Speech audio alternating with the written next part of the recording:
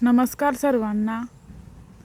मी आज दाखवणार आहे आम्ही जास्वंदाचं झाड कसं लावलं होतं आणि त्याला भरपूर फुले कशी येतात, त्यासाठी आम्ही काय काय करतो, काय काय केलं होतं हे सांगणार आहे आजच्या व्हिडिओमध्ये.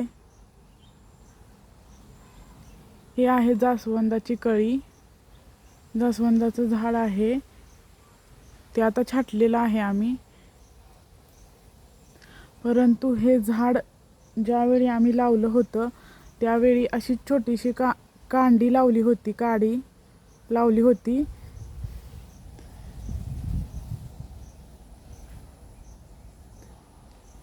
आता ते खूप झाड मोठं झालेलं आहे, त्याला बांधलेलं आहे, ते पसरलं आहे. त्यामुळे कळ्या आणि फुले सकाळी भरपूर येतात.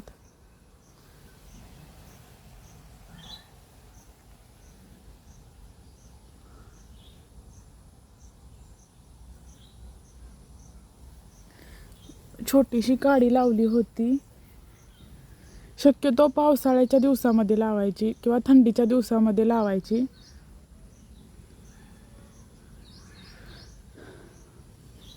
आणि आम्ही ह्या झाडाला रोज जो आपण चहा करतो ना, मग जी चहापत्ती शिल्लक राहिलेली असते चहा गाळल्याच्या नंतर, ती आम्ही पाण्यामध्ये मिक्स करून ह्या झाडाला घालत असतो.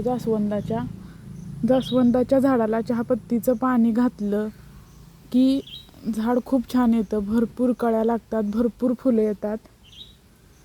हां, बस एवढंच आम्ही करतो. बाकी मग खत वगैरे दुसरं काय नाही घालत, फक्त पाणी आणि ते चहा पावडरीचं पाणी, एवढंच, ह्या दोनच गोष्टी घालतो.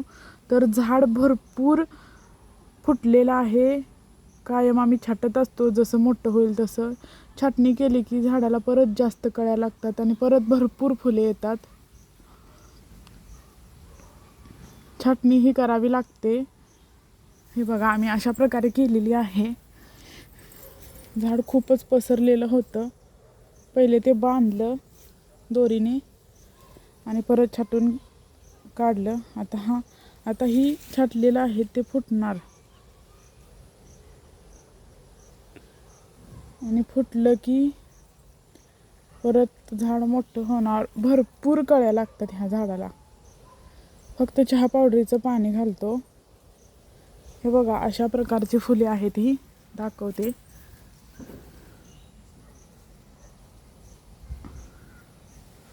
गणेशाचा आवडता जास्वंद.